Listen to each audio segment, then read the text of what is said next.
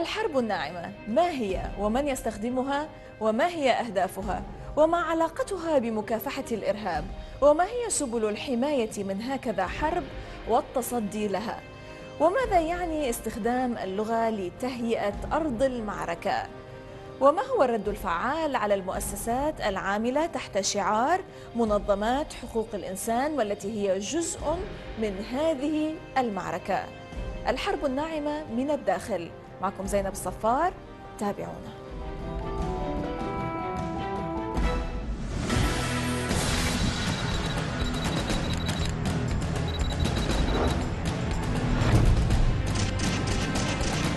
حرب جديدة تنتهجها أطراف ودول مختلفة في المنطقة، إنها الحرب الناعمة أو حرب المعلومات.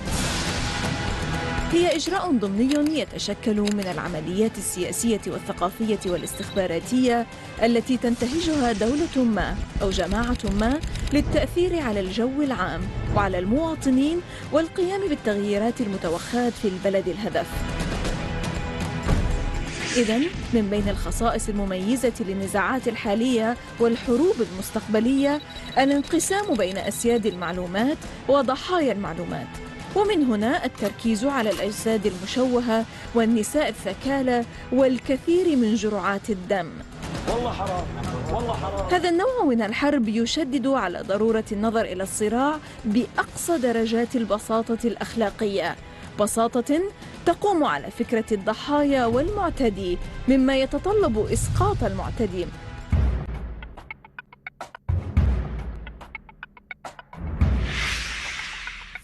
إذن هوليوود تحضر ميدان المعركة، وحرب المعلومات هذه كما يرى ضابط أمريكي عين نائبا لرئيس الأركان لدى المخابرات والمكلف بتعريف مستقبل الحرب في مجلة US Army War College Quarterly في عام 97. هذه الحرب لن تكون مرتكزة على المنطق الجيوسياسي، بل سيتم إنشاؤها مثل أي دراما هوليوودية من العواطف الجياشة، مشاعر الكراهية والغيرة والجشع، بدلا من الاستراتيجية هي التي ستحدد ظروف نزاعات حرب المعلومات، وسنكتب سيناريوهات وننتجها ونجمع أرباحنا. إن إبداعنا لا حدود له، يخلص الضابط الأمريكي. الباحثة منسقة الانشطة في منتدى النزاعات أشلنغ بيرن تطلعنا على اللغة المستخدمة لتحضير ميدان المعركة وما يعني ذلك، وكيفية الحماية من حرب المعلومات والتصدي لها، وما هو الرد الفاعل على منظمات حقوق الإنسان المنخرطة في حرب المعلومات.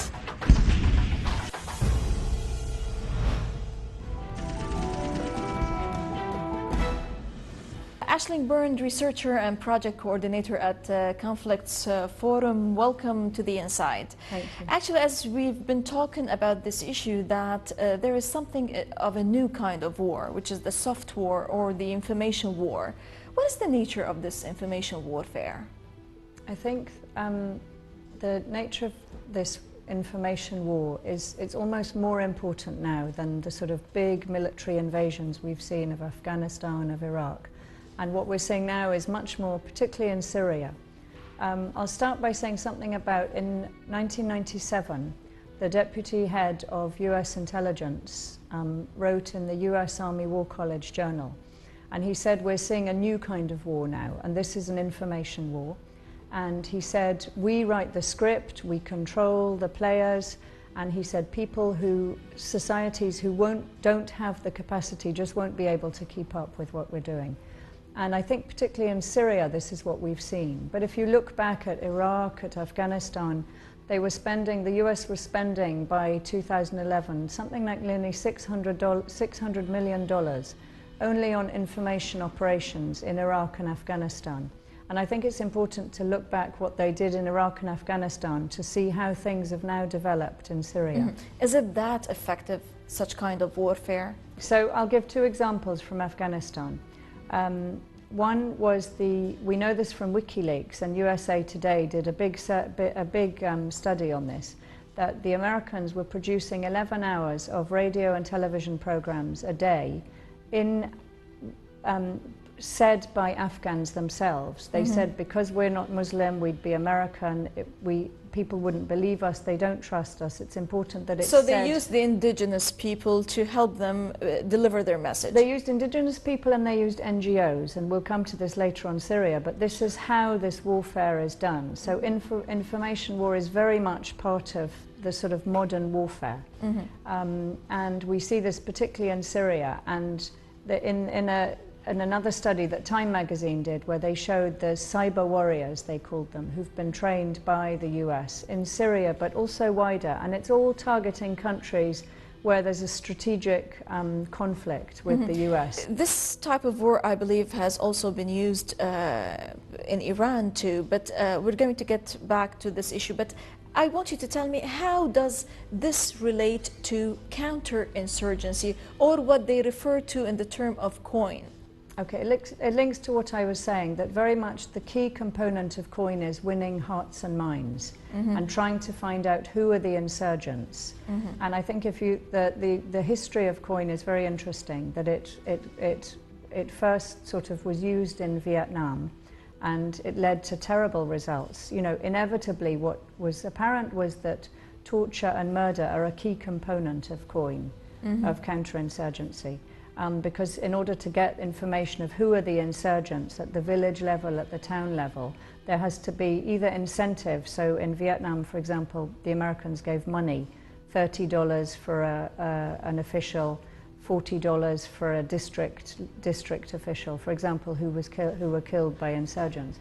But it's about trying to turn the population, turn key people in the population to your side, so you can then use them to implement. So you can win the hearts and minds. You win the hearts and minds, and they effectively become a proxy source, and a proxy force, who are then used in warfare. And we saw this very much in Iraq. And if you look at Bob Woodward, the very eminent US journalist, he did a study of the surge in Iraq. And he found that very similar issues of torture, murder, inevitably were part of what happened in Iraq. I think it was McChrystal's deputy said that one of the US Operation Command groups was effectively a killing machine. They just got out of control, and both them and the Iraqi forces they had trained were just killing, murdering, torturing people. So we've seen that this information war is at the heart, and it gained centrality in the coin, or at the heart of the method used or followed by the US forces. Now, how has this information warfare been used in the case of Syria?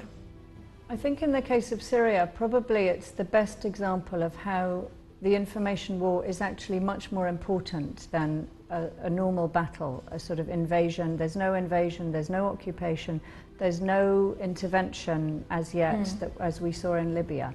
But from the start, the US have admitted, Time magazine have exposed that from the start, the US were training activists who they called cyber warriors. This is done through NGOs, so Freedom House, the Institute for War and Peace Reporting. This is why some NGOs have a very dubious sort of role to play in conflicts like the conflict in Syria. And what they did is they trained thousands of cyber activists to produce false videos. That very much, not all false videos, but very much the aim was to create a narrative, so that in the West this would create a kind of consciousness that would facilitate regime change. Whether there would be foreign direct intervention, or, as we're saying in Syria, that this is basically a proxy war. So the US, Britain, France, with their Gulf allies, are arming and funding and assisting with communications equipment the Free Syria Army and various other groups in Syria, including jihadist groups. And the whole aim is with the aim of overthrowing the government. It's been a rocky road in Syria, and a lot of the military tactics haven't worked. But at every stage, if you see the siege on Homs... But you know, it's not enough as a warfare. It has to go hand in hand with the military tactics. It goes hand in hand, and I think what you see, that's why what's interesting from the US Army documents and a lot of interviews that have been done, for example, from Iraq, and what General McChrystal was doing, that this in many cases, the information war is actually more important. It plays more of a much more important role than the actual military. Or intelligence, perhaps. And intelligence, and that's why you see in Syria, you know, in the wake of the killing of the US ambassador in Libya, the US have admitted that actually all of their best CIA officers were removed from Libya quite quickly, and they've all been based in the south of Turkey. So this is a very much intelligence, information initiative with, there aren't American boots on the ground. As McCain has said, you know, we can do this without having American boots on the ground. We can use, you know, the proxy forces in Syria, for example, the FSA, to do what Brookings called the dirty work, basically killings and attacks on the Syrian government. Right. How dangerous, Aisling, is such kind of warfare? I mean, is it winning in Syria the way it lost in Iran? I think it's, in Syria, I would say they have won, and I think that's probably why President Assad said, you know, we can't win against this kind of media onslaught. I think Syria realized that it's just impossible to win. As the general who wrote in the US Army War College Journal wrote, you know, societies who can't keep up, they'll lose the war. And various commentaries have said that although Assad is winning the war on the ground and crushing forces and really defeating the insurgents, he's not winning the information war. And it's very difficult, you know, if you're up against this barrage of activists, you know, thousands of videos uploaded daily, well-trained activists who are given very high-tech, you know, communications equipment, internet in a box. There's now a project funded by the US government to give internet in a box. They train activists how to avoid being monitored by the Syrian security forces. Interestingly, the software comes from software that was developed by the US government to use it against drug traffickers and internet hackers. And they're now reusing that software in these cases, like in the case of Syria.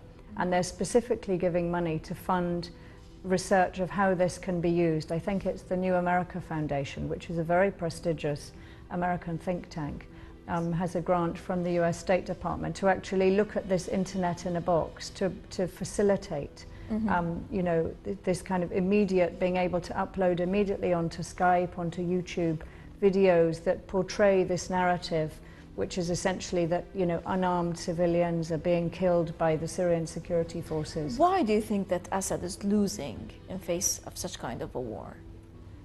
Okay, I think President Assad in Syria is losing the information war because it's almost impossible to counter and to keep up with this kind of barrage of information.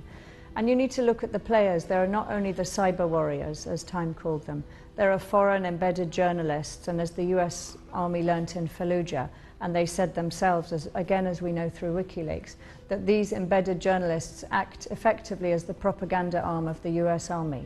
So we have, you know, by far the majority of Western journalists going into Syria are embedded effectively with the insurgents. Can you give us an example on how? Well, one example of this is Alex Thompson from Channel 4, who actually, and Channel 4's coverage in Britain, Channel 4 is one of the main British television channels.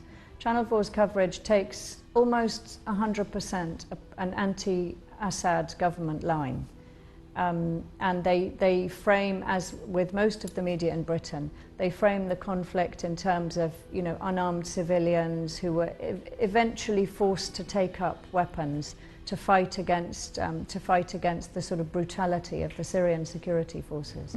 And it was only when Alex Thompson, and there were many Channel 4 journalists who were embedded with the Free Syria Army and with other insurgent groups. And it was only when Alex Thompson realized he had a very near miss. He was intentionally set up when he was just, I think it was outside Homs, by the insurgents to go and be effectively killed by the Syrian government forces. And he realized it was a trap, and they made a lucky escape. And it was only after that that he said publicly, you know, I know this was a trap, because a dead journalist killed by the Syrian government would look terrible in the West. And it fits the narrative that Assad's forces so you are can not win only again the hearts and minds of the people. And winning the hearts and minds of people in the West. The aim being to try to create this sort of consciousness that will facilitate regime change. President Assad and his government have been completely demonized in the West. You know, he's shown in cartoons bathing in children's blood, and all this is part of this demonization of the government. Aisling, we'll talk more about how to protect against such kind of warfare, but we have to stop for a short break. A short break and we'll be back. Don't go away.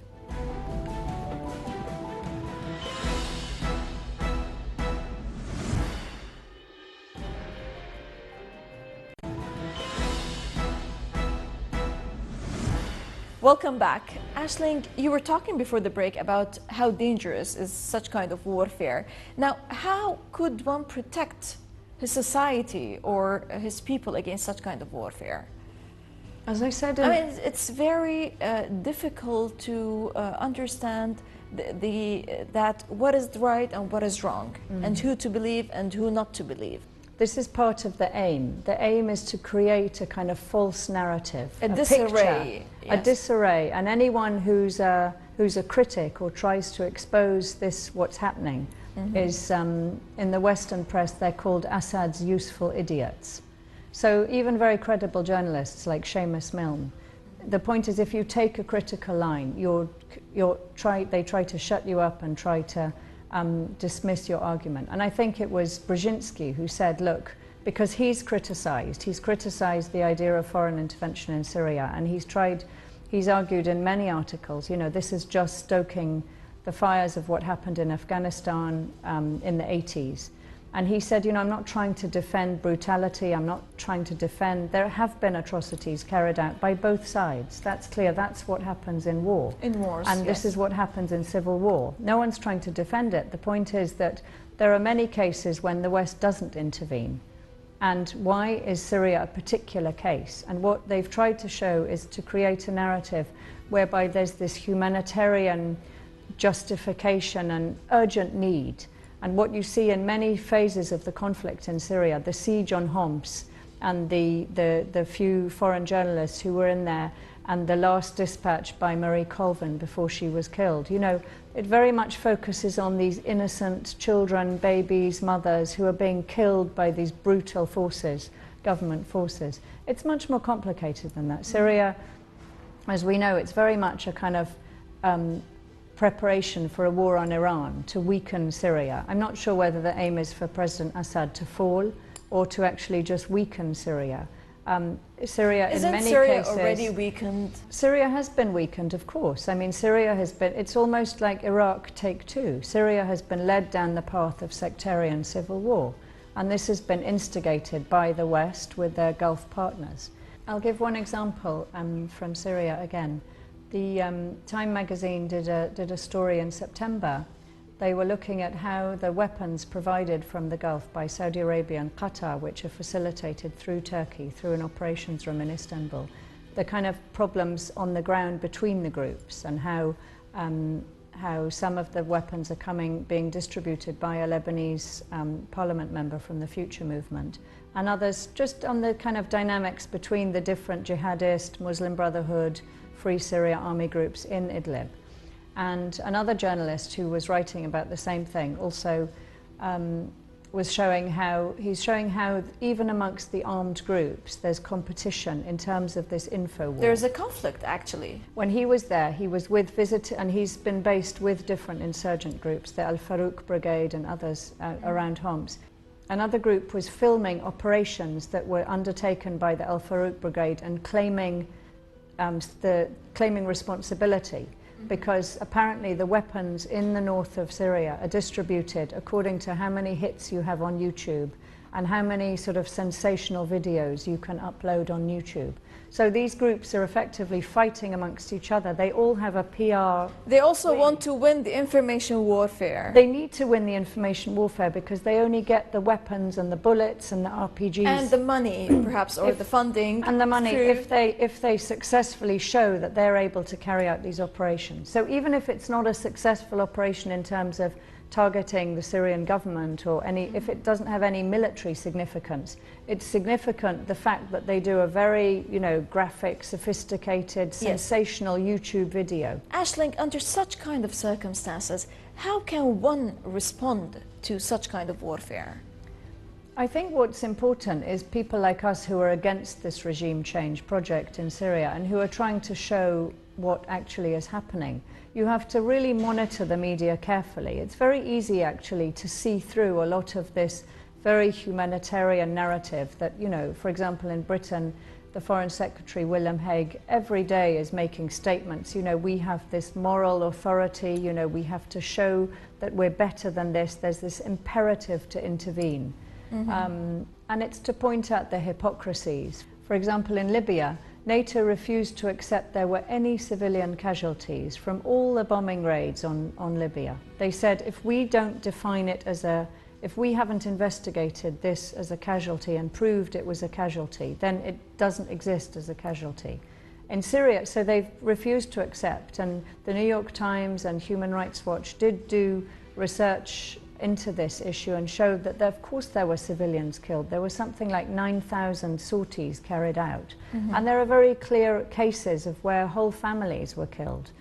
But NATO, the point is NATO refused to accept there were any casualties. Right. In Syria, just to say, in Syria what we have on the other hand is that the British government and other Western governments are funding documenting centres, and they keep saying we're keeping records because of future war crimes cases that we can bring against President Assad and his government.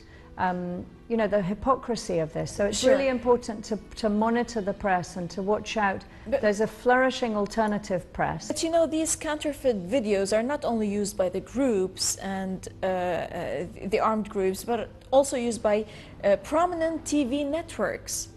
Yeah, there's been many, and this is the other thing. I think the coverage of the whole Arab awakening, and particularly the Syria, which is cast in the West as a popular uprising against an authoritarian government. There are elements of that, but it's much more than that. I used to work in northern Syria, near Aleppo, in 2 Palestinian refugee camps with the UN, and you know, there's a lot of corruption, people are very poor. There's a dire need of serious social, political, economic reforms in Syria. But the point is, this is not about reform. The Saudi Arabia and Qatar are certainly not fighting for the overthrow of the Syrian government. Is this because they want to have a sort of democratically elected government in Syria? They're certainly not. They're fighting because this, again, is part of the war in Iran, and they want to install a Saudi-influenced government. Is this which why would you be are accountable against the to them. regime change in Syria? The Russian Foreign Minister Lavrov has said that why Syria is so important is because how the conflict in Syria is solved will determine how future conflicts are solved. The West and their allies, as they did in Libya, they set up a Friends of Syria, Friends of Libya group to bypass the UN Security Council and effectively to sort of implement a regime change project, bypassing any opponents. In Syria it hasn't worked. Russia and China have consistently resisted any attempt at forceful intervention in Syria, even whether it's under the pretext of humanitarian corridors or no-fly zones or... Yes. Allow me to go back to the issue of the information warfare, and at the heart of this information warfare is the proxy human rights organizations.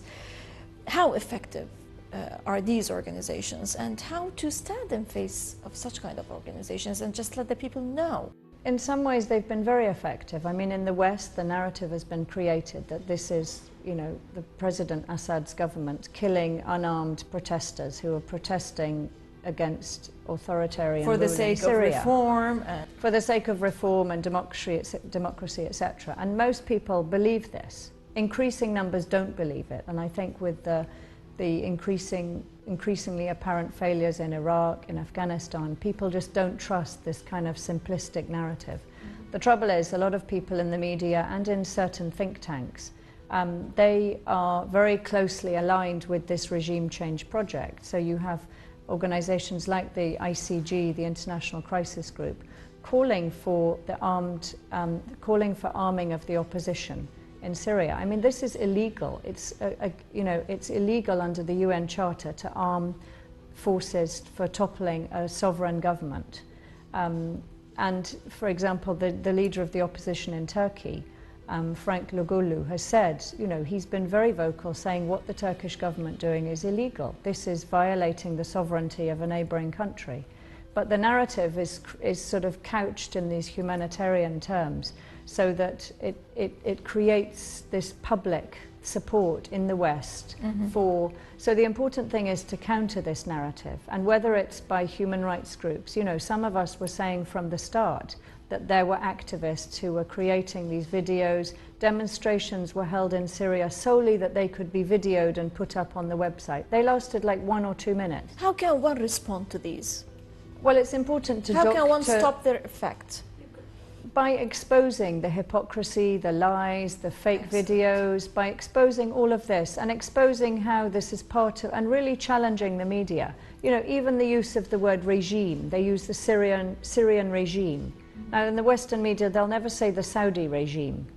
It's the Saudi government. And a report, an independent report done by the BBC Trust, which looked at the BBC's coverage of the Arab awakenings, they raised this as a question. They said, you know, why does the BBC use the word regime for Syria, but not for Saudi Arabia or Qatar? Yes. You never hear the word Qatari regime. Yes. You know, it's the Qatari government or true. the Saudi government. What can you tell us about the evolution of the color revolution techniques, and what and where is next on the list? Quickly, if I may ask. I think the color revolution, it had a very specific context in Eastern Europe, and you need to look at how it brought about the sort of neoliberal economic project for Europe. So it's important to kind of deconstruct what the color revolution kind of handbook and toolbox is, and how it's been used in different places. In Iran it was used, you know, hugely, and the Green Movement received something like $450 million. The Green Movement itself, but other NGOs working, media activists in the US. So we've had one wave of this, and it failed in Iran. It could well likely happen again in the next Iranian elections, and no doubt NGOs will play a key part of this. Human rights groups, Amnesty, and although Amnesty and Human Rights Watch on Syria have done reports critical of the Syrian opposition and the insurgents, their overall message is, you know, we've got to intervene, we've got to do something. And this is similar to John McCain and all the neocons, you know. So the human rights organizations, I think we need to really closely look at what they're arguing. And where next? Probably Iran in 2013, when the next presidential elections happen, or 2014. The way it happened in 2009, but it failed, apparently. It failed, but it will happen again, and I think Russia is also a key target. And it's interesting to note that in September, the Russians kicked out US aid. They asked US aid to leave Russia, even though they were funding, you know, a couple of $1 billion, I think, of aid over some years. The role played by NGOs recently in the election of President Putin, they've realized that, you know, some NGOs play a very dubious role. Right. Aisling Byrne, researcher and project coordinator at Conflicts Forum. Many thanks indeed for joining us. Thank you very much. إذن لقاء جديد وضيف جديد وأسئلة جديدة، والجواب يكون دائما من الداخل. من كل فريق عمل من الداخل، السلام عليكم.